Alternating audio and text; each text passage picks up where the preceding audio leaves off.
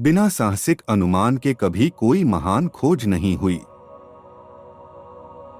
मैं आकाशीय पिंडों की गति की गणना कर सकता हूं, लेकिन लोगों के पागलपन की नहीं। जिसे हम जानते हैं वह बूंद है, जिसे हम नहीं जानते वह सागर है। गुरुत्वाकर्षण ग्रहों की गति की व्याख्या करता है, लेकिन यह नहीं बता सकता कि ग्रहों को गति में कौन सेट करता है। अगर मैंने कभी कोई मूल्यवान खोज की है, तो यह किसी भी अन्य प्रतिभा की तुलना में रोगी के ध्यान के कारण अधिक है। जैसे एक अंधे व्यक्ति को रंगों का कोई पता नहीं होता है, वैसे ही हमें यह भी पता नहीं होता है कि किस तरह से सर्वज्ञ ईश्वर सभी चीजों को देखता और समझता है। एक स्पष्टीकरण के बजाय एक विस्मयादिबोधक के रूप में अपना जीवन जिए। आपको नियम बनाने हैं, उनका पालन नहीं करना है। किसी अन्य प्रमाण के अभाव में केवल अंगूठा ही मुझे ईश्वर के अस्तित्व का विश्वास दिला सकता था। प्लेटो मेरा मित्र है, अरस्तु मेरा मित्र है, लेकिन मेरा सबसे बड़ा मित्र सत्य है। मेरे लिए विज्ञान में प्रगति से जुड़ा सांसारिक सम्मान या सम्मान का इससे बड़ा स्रोत कभी नहीं रहा। और हर क्रिया के बराबर और विपरीत या विपरीत प्रतिक्रिया होती है। जो आधे अधूरे मन से सोचता है वह ईश्वर में विश्वास नहीं करेगा, लेकिन जो वास्तव में सोचता है उसे ईश्वर में विश्वास करना पड़ता है। अपने लिए मैं केवल समुद्र तट पर खेलता हुआ एक बच्चा हूँ, जबकि सत्य के विशाल महासागर मेरे सामने अनदेखे हैं। यदि दूसरे भी मेरी तरह सोच विचार करेंगे तो उन्हें भी वैसा ही परिणाम मिलेगा। एक आदमी उन चीजों की कल्पना कर सकता है जो झूठी हैं, लेकिन वह केवल उन चीजों को ही समझ सकता है जो सच हैं, क्योंकि अगर चीजें झूठी हैं तो उन्हें समझना समझ नहीं है। संपूर्ण प्रकृति की व्याख्या करना किसी एक व्यक्ति या किसी एक युग के लिए भी बहुत कठिन कार्य है। उत्थान के बाद पतन अवश्यंभावी है।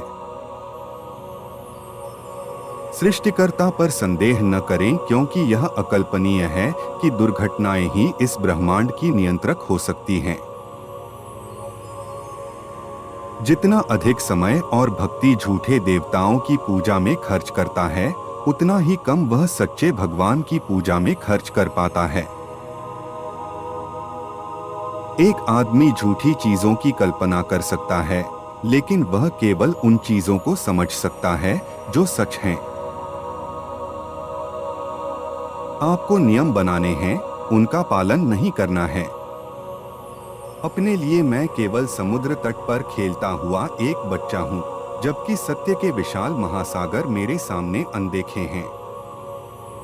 बिना दुश्मन बनाए अपनी बात कहने की कला युक्ति है। सभी प्रकृति की व्याख्या करना किसी एक व्यक्ति के लिए या किसी एक युग के लिए भी बहुत कठिन कार्य है। सत्य मौन और ध्यान की संतान है। मैं इस विषय को लगातार अपने सामने रखता हूँ और इंतजार करता हूँ कि पहली सुबह धीरे धीरे, थोड़ा थोड़ा करके एक पूर्ण और स्पष्ट प्रकाश में खुलती है। किसी अन्य प्रमाण के अभाव में केवल अंगूठा ही मुझे ईश्वर के अस्तित्व का विश्वास दिला सकता है। अगर दूसरे मेरे जितना कठिन सोचेंगे तो उन्हें मिलेगा समान परिणाम।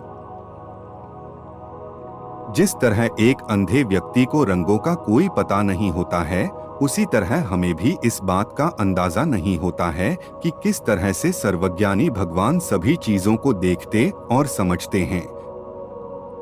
मनुष्य उन बातों की कल्पना कर सकता है जो झूठी हैं, परंतु वह केवल उन बातों को ही समझ सकता है जो सत्य हैं, क्योंकि यदि वे बातें झूठी हैं तो उन्हें समझना समझ नहीं है।